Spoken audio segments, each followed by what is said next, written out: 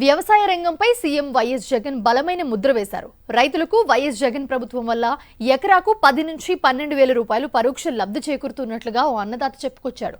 ఒక్క రైతాంగంలోనే కాదు, విద్య, వైద్య రంగాల్లో కూడా వైఎస్ జగన్మోహన్ రెడ్డి ప్రభుత్వపు విప్లవ శంఖారావం పేద వర్గాలను ఉత్తేజితం చేస్తోంది. ఆ రైతు పేరు అప్పలనాయుడు. విజయనగరం జిల్లా జామి మండల వాస్తవ్యులు. వ్యవసాయ రంగంపై వైఎస్ జగన్ చేసిన బలమైన ముద్ర గురించి చెబుతూ ఒక కొత్త కోణాన్ని ఆవిష్కరించారు. అది రైతు భరోసా పేరుతో అందజేస్తున్న నగదు సాయం గురించి కాదు, అందుబాటులోకి వచ్చిన 9 గంటల నాణ్యమైన విద్యుత్ గురించి కాదు, ఈ క్రాప్ ప్రయోజనాల గురించి కాదు, ఆర్బీకే సెంటర్లు అందజేస్తున్న నైపుణ్యాభివృద్ధి యంత్రసేవ గురించి కూడా కాదు. ధాన్యం పండించే తనలాంటి రైతులకు వైఎస్ జగన్ ప్రభుత్వం వల్ల ఎకరాకు 10 నుంచి 12 వేల రూపాయల పరోక్ష లబ్ధి చేకూరుతున్నదని అప్పలనాయుడు చెప్పుకొచ్చారు. ఇదేవీ రహస్యం కాదు, రైతులందరికీ అనుభవంలోకి వచ్చిన విషయమే. కానీ మన అధికార యంత్రాంగం, రాజకీయ నాయకులే దీన్ని గుర్తించినట్టు లేదు, గుర్తించినా ఎక్కడా మాట్లాడినట్టు లేదు. అప్పలనాయుడు చెప్పిన ఆ లెక్కను ఒకసారి చూద్దాం. విత్తనాల కోసం ఒకసారి, ఎరువుల కోసం మరొకసారి, కనీసం 2 సార్లు రైతులు మండల కేంద్రానికి వెళ్లవలసి వచ్చేది. రాను పోను ప్రయాణ ఖర్చులు, భోజనం ఖర్చుతో పాటు ఒకరోజు వేతనాన్ని ఆ రైతు కోల్పోవలసి వచ్చేది. దానికి తోడు ఎరువుల బస్తాలు తెచ్చుకునేందుకు ఆటో ఖర్చులు అదనం. ఎకరాకు సరిపోయే విత్తనాలకు ఆర్బీకేలో ఇప్పుడు 300 రూపాయలు ప్రభుత్వ రాయితీ లభిస్తోంది. అప్పుడు ఈ భారం రైతుల మీదనే పడేది. ఎరువుల కొరతను అవకాశంగా తీసుకొని అవసరం లేని పురుగుల మందు డబ్బాను తీసుకుంటేనే ఎరువుల బస్తా ఇస్తామని వ్యాపారులు పేచీ పెట్టేవారు. ఇప్పుడు ఆ వృధా ఖర్చు పూర్తిగా పోయింది. ధాన్యం దిగుబడి సగటున ఎకరాకు 30 నుంచి 33 బస్తాలు వస్తుంది. ఆ రోజుల్లో దళారులు కొనుగోలు చేసేటప్పుడు ప్రతి క్వింటాల్కు అదనంగా కనీసం 5 కిలోల తూకం వేసుకునేవారు. ఇప్పుడు క్వింటాల్ ధాన్యానికి మద్దతు ధర 2100 రూపాయలు. తప్పుడు తూకంతో ఎకరాకు 1.5 క్వింటాళ్ల కిమ్మత్తు పైకాన్ని రైతు కోల్పోయేవాడు. ఆ రోజుల్లో మద్దతు ధర క్వింటాల్కు 150 నుంచి 200 రూపాయల వరకు దళారులు మినహాయించుకొని రైతులకు ఇవ్వడం సర్వసాధారణం. ఇవన్నీ లెక్కలేసి చూస్తే అధమపక్షం రైతుకు జరుగుతున్న లబ్ధి ఎకరాకు 12,000 పైమాటేనని అప్పలనాయుడు లెక్క. ఊరూరా వెలసిన ఆర్బీకే సెంటర్ల పుణ్యమా అని రైతుకు దొరికిన గొప్ప ఊరట ఇది. వ్యవసాయ రంగంలో ఇటువంటి మార్పులు ఇంకెన్నో ఉన్నాయి. ఇనుమడించిన రైతు ఆత్మవిశ్వాసానికి గుర్తుగా ఈ ఒక్క గొంతుక చాలు. ఈ ఆత్మవిశ్వాసం ఒక్క రైతాంగంలోనే కాదు, వెనుకబడిపోయిన అన్ని వర్గాల్లోనూ కనిపిస్తోంది. వెన్నుముకలు నిటారుగా నిలబడుతున్నవి. వ్యవసాయము, విద్య, వైద్య రంగాల్లో వైఎస్ జగన్మోహన్ రెడ్డి ప్రభుత్వపు విప్లవ శంఖారావం పేద వర్గాలను ఉత్తేజితం చేస్తోంది. సాధికార రథయాత్రలతో వారిప్పుడు జాగృతమవుతున్నారు. పైసా ఖర్చు లేకుండా 25 లక్షల విలువైన వైద్య సేవలను పెద్దాసుపత్రుల్లో పొందగలిగే అవకాశం ఇప్పుడు రాష్ట్రంలోని 90% ప్రజలకు ఆరోగ్యశ్రీ పేరుతో అందుబాటులో ఉంది. ఇంత పెద్ద ఉచిత పథకం ఇంకెక్కడా లేదు. రాష్ట్ర చరిత్రలో ఎన్నడూ లేనంత పటిష్టంగా ప్రాథమిక ఆరోగ్య కేంద్రాలు తయారయ్యాయి.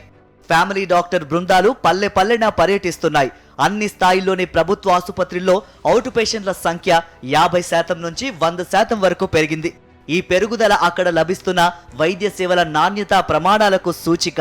రాష్ట్ర ప్రభుత్వం ప్రారంభించిన విద్యా విధానం ఇప్పటికే జాతీయ, అంతర్జాతీయ స్థాయిలో ప్రశంసలను అందుకుంటున్నది.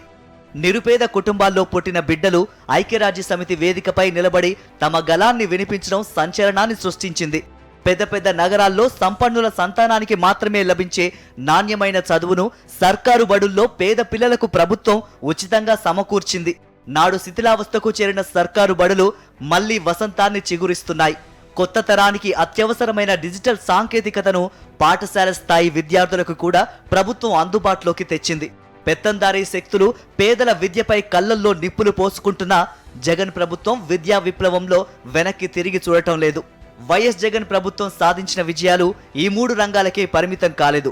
సమస్త జీవన రంగాల్లోనూ ఊర్ధ్వముఖ చలనం మనకు కనిపిస్తోంది. అందుకు కారణం ప్రభుత్వ కర్తవ్యాలపై అధినేతకు ఉన్న స్పష్టమైన అవగాహన, ఒక నిర్దిష్టమైన లక్ష్యం. ఆ లక్ష్యానికి చేరుకోవడానికి అవసరమైన ఖచ్చితమైన ప్రణాళికను రూపొందించుకోవడంలో జగన్ ప్రభుత్వం దేశంలో అందరికంటే ముందు వరుసలో నిలబడింది. రాజ్యాంగ మౌలిక సూత్రమైన ఆర్థిక, సామాజిక, రాజకీయ సమానత్వాన్ని సాధించడం కోసం ఇంత వేగంగా పనిచేసిన ప్రభుత్వం కూడా ఇంకొకటి లేదు. అందువల్ల సహజంగానే పెత్తందారీ శక్తుల కంటగింపునకు కూడా ఈ ప్రభుత్వం గురవుతోంది. ఆంధ్రప్రదేశ్లో పెత్తందారీ శక్తుల రాజకీయ నాయకత్వం మరింత ప్రమాదకరమైన మాఫియా ముఠా. క్షీరసాగర మథనంలో అమృతంతో పాటు గరణం కూడా పుట్టిందట. మన దేశంలో ఆర్థిక సంస్కరణలు మొదలైనప్పుడు అభివృద్ధితో పాటు దాని కవలగా పుట్టిన అవినీతి పాలిటి వారసత్వం ఈ ముఠా. పేద ప్రజల సాధికారతకు పెద్ద శత్రువు ఈ ఎల్లో ముఠా. అందువలనే అది జగన్ ప్రభుత్వంపై కత్తిగట్టింది, అధర్మ యుద్ధాన్ని ప్రకటించింది. అందుకు ప్రతిగా ప్రభుత్వం వెనుక పేద వర్గాలు సమీకృతమవుతున్నాయి. కొద్ది నెలల్లో ఎన్నికలు రానున్న తరుణంలో రాష్ట్రంలో పెత్తందార్లు పేద వర్గాలు అనే రాజకీయ వైరి శిబిరాలుగా చీలిపోయింది. ఈ రెండు శిబిరాలు ఇప్పుడు ఎదురెదురు మోహరించి నిలబడ్డాయి. సమాజంలో పేదలు పెత్తందార్లు అనే చీలిక వచ్చినప్పుడు మెజారిటీ ప్రజలైన పేద వర్గాలే ఎన్నికల్లో ఏకపక్ష విజయం సాధిస్తారని చెప్పడానికి ఏ సర్వేను ఆశ్రయించవలసిన పని లేదు. కామన్ సెన్స్ చాలు. గతంలో అంతో ఇంతో విశ్వసనీయతను నిరూపించుకున్న కొన్ని సర్వే సంస్థలు కూడా మరోసారి వైసీపీ భారీ విజయాన్ని నమోదు చేయబోతుందని ఇప్పటికే ప్రకటించాయి. మొన్నటి తెలంగాణ ఎన్నికల్లో కాంగ్రెస్ పార్టీ గెలుస్తుందని చాలా సంస్థలు చెప్పాయి. అందులోకి సీట్ల సంఖ్యను వాస్తవానికి అతి దగ్గరగా టైమ్స్ నౌ ఈటీజీ గ్రూప్ అంచనా వేసింది. కాంగ్రెస్ కు 65, బీఆర్ఎస్ కు 41, బీజేపీకి 7, ఎంఐఎంకు 6 సీట్లు వస్తాయని ఈ గ్రూపు అంచనా వేసింది. 96% ఖచ్చితత్వాన్ని నిరూపించుకుంది. టైమ్స్ నౌ ఈటీజీ గ్రూప్ తాజా సర్వే ప్రకారం ఆంధ్రప్రదేశ్లోని మొత్తం 25 లోక్సభ సీట్లకు గాను వైసీపీ 24 నుంచి 25 సీట్లను గెలుచుకోబోతోంది. టీడీపీకి 0 నుంచి 1 సీటు వరకు లభించే అవకాశం ఉంది. అంటే టీడీపీ మహా అయితే 1 సీటు గెలుచుకుంటుంది. ఈ సీట్లను అసెంబ్లీ స్థానాల లెక్కలోకి అనువదిస్తే ఫలితం సుస్పష్టం. గతంలో గెలిచిన 151 కంటే పై మాటే తప్ప తగ్గే అవకాశం ఉండదు. కర్ణాటక ఎన్నికల ఫలితాలను ఖచ్చితంగా అంచనా వేసిన సంస్థల్లో పొలిటికల్ క్రిటిక్ ఒకటి. ఆ సంస్థ ఇటీవల ఆంధ్రప్రదేశ్లో సర్వే చేసి గత ఎన్నికల్లో వైసీపీ సాధించిన ఓట్ల శాతాన్ని యథాతథంగా నిలబెట్టుకుంటుందని నిర్ధారించింది. టీడీపీ కంటే వైసీపీ 11% ఎక్కువ ఓట్లు తెచ్చుకుంటుందని చెప్పింది. 2019 ఎన్నికల ఫలితాలు పునరావృతమవుతాయని అర్థం. ఈ పరిస్థితి ఎల్లో ముఠాకు అర్థమైనందువలనే అది నిగ్రహాన్ని కోల్పోయి ప్రవర్తిస్తోంది. ఆంధ్రప్రదేశ్లో రాబోయే ఎన్నికల ఫలితాలను అంచనా వేయడానికి 3 పద్ధతులున్నాయి. వివిధ వర్గాలకు చెందిన తటస్థ ఓటర్ల మనోభిప్రాయాలను తెలుసుకోవడం మొదటి పద్ధతి. గతంలో క్రెడిబిలిటీ నిలబెట్టుకున్న జాతీయ సంస్థల సర్వేలను గమనించడం రెండో పద్ధతి. ఇది కొంత మేరకు ట్రెండ్ సూచిస్తుంది.